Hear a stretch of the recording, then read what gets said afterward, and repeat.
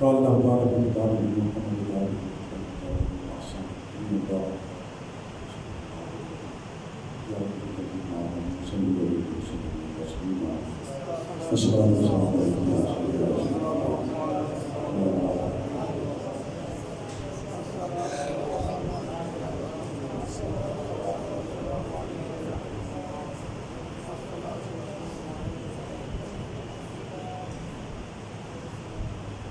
محتشم سامنے حضرات،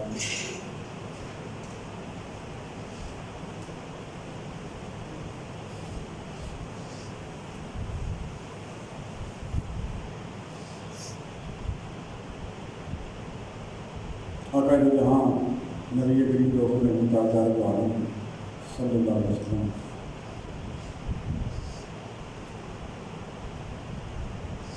چار رکعتوں والی نماز تھی، زور تھی یا اثر تھی، حضور سرور کونین صلی اللہ علیہ وسلم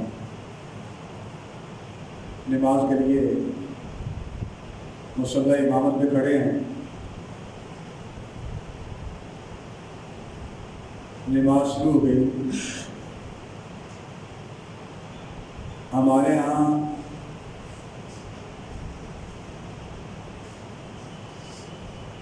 یہ طریقہ کار ہے کہ اگر نماز کا ٹائم بدلنا ہو تو امام صاحب 24 گھنٹے پہلے اطلاع دیتے ہیں کہ آج زور کی نماز 1:30 بجے ہوئی ہے، کل زور کی نماز 2:45، یا آج کی عصر کی نماز 5:15 ہوئی ہے، کل 5 بجے ہو۔ جمعہ کا مبارک کا ٹائم بدلنا ہو تو پھر 1 ہفتہ پہلے اطلاع دی جاتی ہے کہ اگلے جمعہ کا وقت جماعت کا یہ ہوگا۔ حضور سید الکونین صلی اللہ علیہ وسلم مصلی امامت پہ کھڑے ہیں، نماز ہو رہی ہے۔ یہاں نماز کا وقت نہیں بدلا جا رہا، جمعہ کا وقت نہیں بدلا جا رہا، بلکہ آج قبلہ بدلا جا رہا ہے۔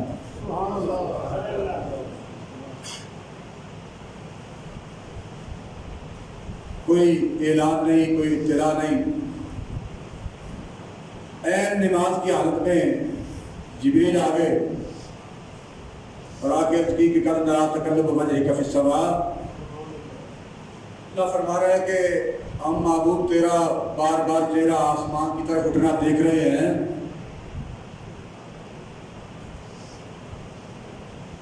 اور یہاں فقہاء نے محدثین نے بڑی خوبصورت بات کی ہے کہ چونکہ حضور علیہ السلام یہ چاہ رہے تھے کہ قبلہ بدل جائے، اگر یہ تقاضا کر دیا کہ نماز مکمل ہو جاتی تو بعد میں سب کو بتا دیا جاتا کہ آج قبلہ بدل چکا ہے، تبدیلی قبلہ کا حکم آ گیا ہے۔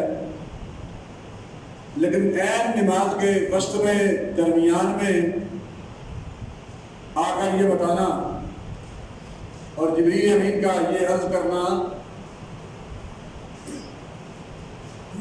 کہ محبوب آپ کا چہرہ بار بار آسمان کی طرف اٹھنا دیکھ رہے ہیں،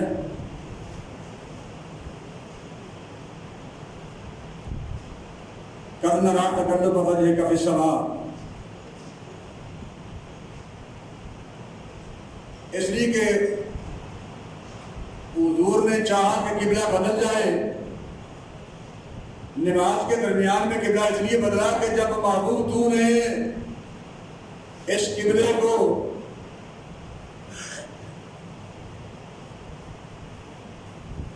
اس قبلہ کی بجائے بیت اللہ کو قبلہ بنانا چاہا کہ وہ بیت اللہ جو ہمارے جد امجد جناب ابراہیم علیہ السلام نے بنایا تھا، جب تیری چاہت یہ بن گئی کہ ہمارا قبلہ وہ بن جائے، جب تو نے چاہ لیا تو تیرا چاہنا ہی تقدیر ہے۔ تو جب تو نے یہ چاہ لیا کہ قبلہ ہمارا یہ نہیں وہ ہو جائے، بیت المقدس نہیں بیت اللہ بن جائے، تو تیرا چاہنا ہی تقدیر ہے۔ جب تو نے چاہ لیا تو وہ قبلہ تو قبلہ رہا ہی نہیں۔ اس لیے نماز کے درمیان میں یہ حکم آ گیا کہ محبوب آپ اپنا قبلہ بدل لیں، اور قرآن گواہ ہے کہ کہہ رہا ہے کہ یہ گھڑی صحابہ پر بڑی آزمائش کی گھڑی تھی۔ ان کانت لکبیرۃ الا علی الذین ھدی اللہ، اے بڑی آزمائش کی گھڑی تھی کہ چونکہ حضور علیہ السلام نے دسے ہی نہیں، کسی نے اطلاع دیتی نہیں، آپ نے فرمایا ہی نہیں کہ قبلہ بدلنا ہے، اور ادھر منہ نہیں کرنا ادھر منہ کرنا ہے، بیت المقدس کی طرف منہ کر کے نماز نہیں پڑھنی، بیت اللہ شریف کی طرف منہ کر کے نماز پڑھنی ہے، کعبۃ اللہ تک پڑھنی ہے۔ حضور علیہ السلام نے نماز سے پہلے تو فرمایا ہی نہیں کہ نماز کے درمیان سے جو حضور علیہ السلام نے قبلہ بدل لیا۔ ان کانت لکبیرۃ، ایسے صحابہ بڑی آزمائش کی گھڑی تھی۔ اور جب بعد میں کسی نے پوچھا کہ آپ نے قبلہ کیوں بدلا، آپ اس قبلہ سے کیوں مڑ گئے، آپ نے رخ کیوں پھیر لیا، تو صحابہ نے کہا ہمارا کسی قبلے سے کوئی تعلق نہیں ہے، ہمارا تو رسول اللہ کا تعلق ہے۔ جدھر حضور تیرا مبارک حضور علیہ السلام کا بیت المقدس کی طرف تھا، ہم پیچھے کھڑے تھے، اور جب حضور نے اپنا چہرہ بیت اللہ کی طرف پھیر لیا تو ہمارے رخ خود بخود پھر گئے، اس لیے کہ ہمارا کسی کعبے سے کسی قبلہ سے ڈائریکٹ کوئی تعلق نہیں، ہمارا تعلق ہے تو وہ حضور کی وجہ سے تعلق ہے۔ جب حضور نے اپنا چہرہ پھیر لیا تو ہمارے چہرے بھی ادھر پھر گئے۔ اور قرآن کہتا ہے کہ اللہ فرماتا ہے ان کانت لکبیرۃ، یہ صحابہ پر بڑی آزمائش کی گھڑی تھی۔ الا علی الذین ھدی اللہ، مگر وہ لوگ جن کو اللہ نے ہدایت عطا فرما دی۔ ظاہر ہے جب صحابہ نے، اسی لیے ہمارے بزرگوں نے کہا کہ ہم اگر جس طرح بالخصوص امیر المجاہدین کہا کرتے تھے کہ ہم اگر صحابہ کو مانتے ہیں تو حضور کی وجہ سے مانتے ہیں، اہل بیت کو مانتے ہیں تو حضور کی وجہ سے مانتے ہیں، ہمارا تعلق اگر بیت اللہ سے ہے تو وہ حضور کی وجہ سے ہے، قرآن سے ہمارا تعلق ہے تو وہ حضور کی وجہ سے ہے۔ اور امام مجد الانصاری رحمۃ اللہ علیہ آپ نے فرمایا کہ اپنے رب کو رب بھی اس لیے مانا ہے کہ وہ رب محمد ہے، کہ وہ حضور کا رب ہے، اس لیے ہم اسے رب مانتے ہیں۔ ہمارا رب کے ساتھ کوئی تعلق ہے تو وہ اللہ کے حبیب کی وجہ سے ہے۔ امام مجد الانصاری نے یہی فرمایا کہ ہم اس لیے رب کو رب مانتے ہیں کہ وہ رب محمد ہے، وہ حضور علیہ السلام کا رب ہے، ہم اس لیے اسے اپنا رب مانتے ہیں، اس لیے کہ وہ حضور نے اس کا در بتایا ہے، نبی علیہ السلام نے اس کا پتہ دیا ہے، تو ہم حضور کی وجہ سے رب کو بھی رب مانتے ہیں تو حضور کی وجہ سے مانتے ہیں، قرآن کو بھی قرآن مانتے ہیں تو حضور کی وجہ سے مانتے ہیں۔ اب بھی یہاں کو بندہ آ جائے اور وہ یہ کہے جی جو یہاں جو جلدیں پڑھی ہیں آپ کے پاس یہ قرآن مجید، اور یہ جو آپ کے ہاتھ میں کتاب ہے یہ قرآن مجید نہیں، یہ میں کتاب جو لے کر آیا ہوں عربی کی کتاب، یہ پڑھو یہ قرآن ہے۔ تو کائنات میں جس طرح کسی بندے کے حلالی اور حرامی ہونے پر صرف ایک ماں کی شہادت ہے، ماں گواہ ہے، وہ گواہی دیتی ہے کہ یہ تمہارا باپ ہے۔ کائنات میں سب سے بڑھ کے ایک ہی شہادت ہے جو معقول اور معتبر ہے، کسی کے حلالی ہونے کے لیے اس کی ماں بتاتی ہے کہ تمہارا باپ یہ ہے، باپ کا پتہ اس کی ماں دیتی ہے، اس کے علاوہ کائنات میں کسی کے پاس کوئی شہادت نہیں کہ میرا باپ فلاں ہے۔ ماں کی شہادت معتبر ہے کہ وہ کہتی ہے کہ یہ تمہارا باپ ہے، اس ایک شہادت پر پوری زندگی کا دار مدار ہے، یہ ہمارا باپ۔ تو اسی طرح قرآن مجید کے قرآن مجید ہونے میں اگر کوئی شخص سامنے کتاب لے بھی آئے اور وہ یہ کہے کہ یہ عربی کی کتاب یہ قرآن ہے اور یہ قرآن نہیں، تو پوری کائنات میں یہ تصدیق کرنے کے لیے صرف اور صرف نبی علیہ السلام کی زبان فیض ترجمان ہے کہ حضور علیہ السلام نے فرما دیا کہ یہ قرآن ہے۔ جب حضور نے فرما دیا کہ یہ قرآن ہے تو اب قیامت تک جس کو حضور نے کہہ دیا یہی قرآن ہے، قیامت تک جس طرح سے آپ نے آ کے کہا نا کہ یا رسول اللہ مجھے ماخذ میں جب حضور فضائل حج پہ گفتگو فرما رہے تھے اور یہ فرما رہے تھے کہ زندگی میں ایک بار اللہ نے حج فرض کر دیا ہے، اور صحابی اس کے کہنے لگا کہ انہیں عرض کی یا رسول اللہ افیق الیامی یا رسول اللہ. حضور خاموش ہوئے. پھر کہا افیق الیامی یا رسول اللہ. پھر کہا افیق الیامی یا رسول اللہ. کیا حج ہر سال فرض ہے؟ کیا حج ہر سال فرض ہے؟ کیا حج ہر سال فرض ہے؟ اور سرکار خاموش ہے. محفل کے اختتام پر حضور نے فرمایا کہ اینا رجل، وہ بندہ کدھر گیا؟ فقام رجل، وہ بندہ کھڑا ہو گیا. تو سرکار نے فرمایا کہ تو بار بار یہ کہہ رہا تھا کہ افیق الیامی یا رسول اللہ، کیا حج ہر سال فرض ہے؟ ہر سال فرض ہے. لو کنت نعم، زندگی میں ہر صاحب استطاعت پر ایک بار حج فرض ہے. لو کنت نعم، اگر میں ہاں کر دیتا نا تو پھر زندگی ہر سال حج فرض ہو جانا. وہ بندہ کہہ رہا ہے کہ یا رسول اللہ میں اس شرط پر نماز پڑھتا ہوں، مسلمان ہوتا ہوں، کلمہ پڑھتا ہوں کہ نمازیں میں نے 5 نہیں پڑھنی، 2 پڑھنی ہیں. اور نبی رسول اللہ صلی اللہ علیہ وسلم فرما رہے ہیں کہ جب تو نمازیں 2 پڑھ کے رہنا، کلمہ پڑھ. قیامت تک بھی پوری امت مل کر بھی کسی کو کوئی رعایت نہیں دے سکتی. اور حضور صلی اللہ علیہ وسلم فرما رہے ہیں کہ چلو تم 2 نمازیں پڑھتے رہنا، 5 کی بجائے 2 پڑھ لینا، کلمہ پڑھ. اور جب انہوں نے کلمہ پڑھ لیا تو صحابہ کہتے ہیں ہم دیکھتے تھے کہ وہ ہر وقت نماز پڑھتے رہتے تھے، ہر وقت نماز میں کھڑے رہتے. اسی کہ یار ہے کہ حضور علیہ السلام نے تو اجازت دے دی ہے، تھی کیا سی کہ میں نمازاں 2 پڑھا گا، اس شرط میں کلمہ پڑھنا ہے. اور حضور علیہ السلام نے یہ شرط قبول فرما لی اور سرکار نے فرمایا تھا کہ جب 2 نمازاں پڑھ لینا، کلمہ پڑھ لو. تھی کلمہ پڑھ لیا اور اس کے بعد جنہوں دیکھ تھی نماز پڑھ رہے ہو، جنہوں کی تو ہم تو رعایت مل گئی. اور انہوں نے کہا کہ وہ سادہ لمحہ، وہ سادہ لہجہ جو حضور صلی اللہ علیہ وسلم نے اختیار فرمایا تھا، میں نے تو عرض کی تھی کہ میں 2 نمازیں پڑھوں گا، اس شرط پر کلمہ پڑھتا ہوں. لیکن جس سادگی سے حضور علیہ السلام نے جواب عطا فرمایا نا، جس سادگی سے حضور نے جواب دیا، اب میرا جی کرتا ہے کہ میں ہر وقت نماز میں کھڑا رہوں. مجھے سرکار نے رعایت دے دی تھی کہ تم 2 نمازیں پڑھنا، لیکن مجھے جب حضور نے اپنے سادہ انداز سے فرمایا نا کہ تم 2 ہی پڑھتے رہنا، جس انداز سے حضور نے فرمایا تھا، اب میرا جی چاہتا ہے کہ میں ہر وقت نماز پڑھتا ہوں. یہ حضور کی اپنی کائنات میں سب سے بڑھ کے یہ نبی علیہ السلام کا اپنا حق ہے، حضور کی شان اقدس ہے، یہ حضور کی خصوصیت ہے. کائنات میں ہر چیز پیدا کرنے والی اللہ کی ذات ہے. ہر چیز کو اللہ نے پیدا کیا ہے، لیکن اپنے حبیب کو اللہ تعالیٰ نے وہ اختیار دے دیا ہے جو کائنات میں کسی اور کے پاس نہیں ہے. یعنی یوں کہہ لیں کہ اگر کوئی بندہ یہ کہے کہ اسلام کے بارے میں اسلام کیا ہے،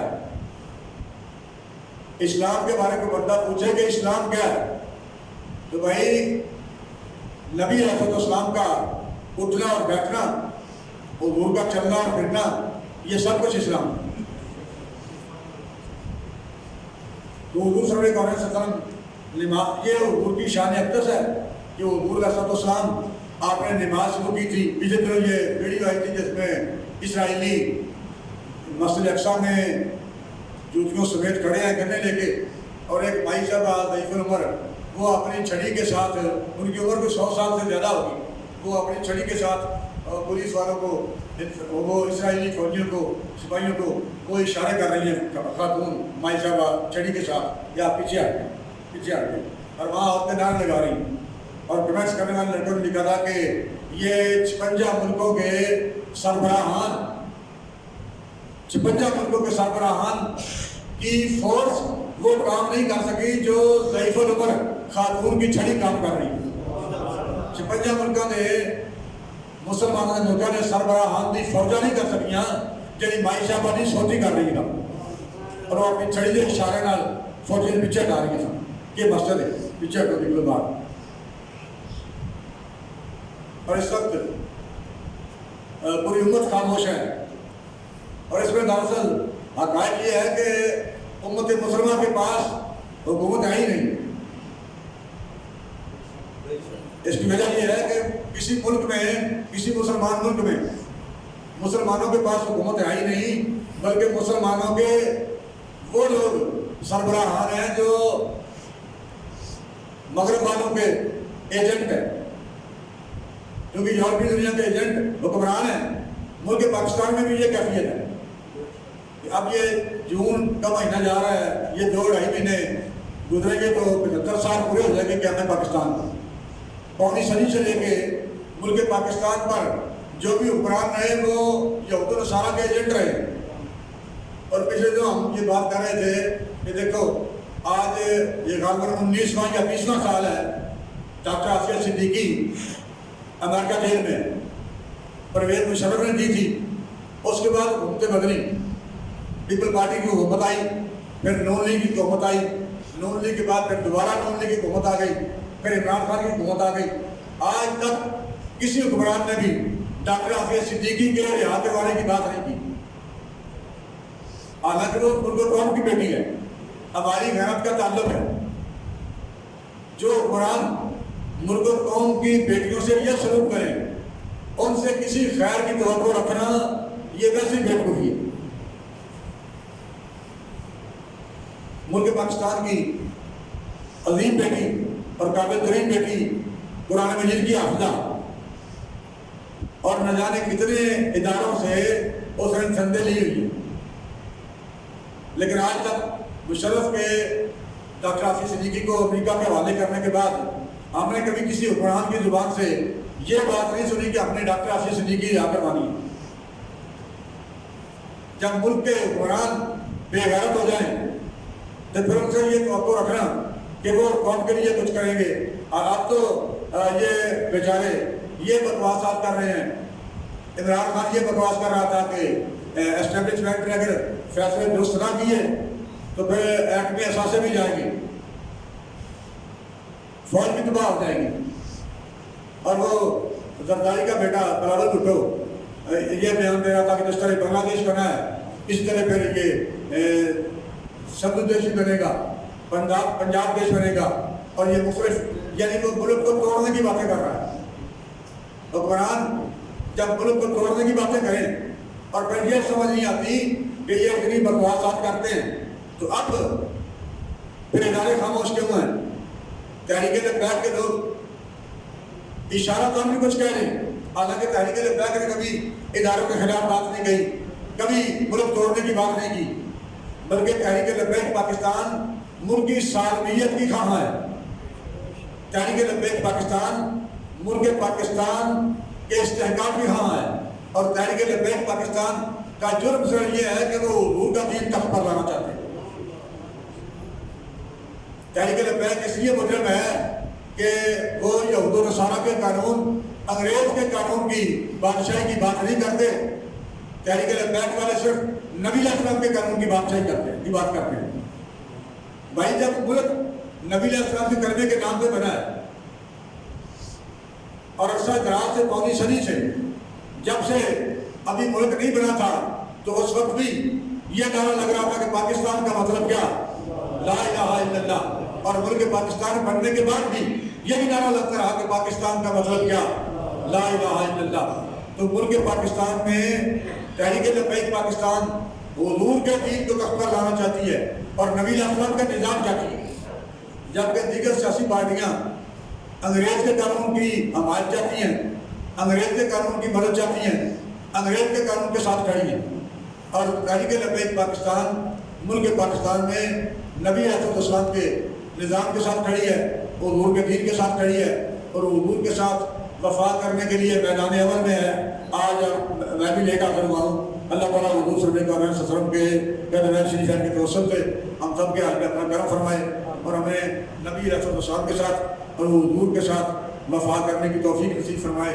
اور وہ قرآن جو بے غیرتی کی بولی بول رہے ہیں، ملک کو توڑنے کی بولی بول رہے ہیں، اللہ تعالیٰ ان کے شر سے پوری امت کو، ملک پاکستان کو اور ملک پاکستان میں بسنے والے مسلمانوں کو محفوظ فرمائے، اور مسلمانوں کو حضور علیہ السلام کے ساتھ اور آپ کے دین کے ساتھ وفا کرنے کی توفیق نصیب فرمائے، عالم کفر کے قانون سے ہمیں نجات نصیب فرمائے۔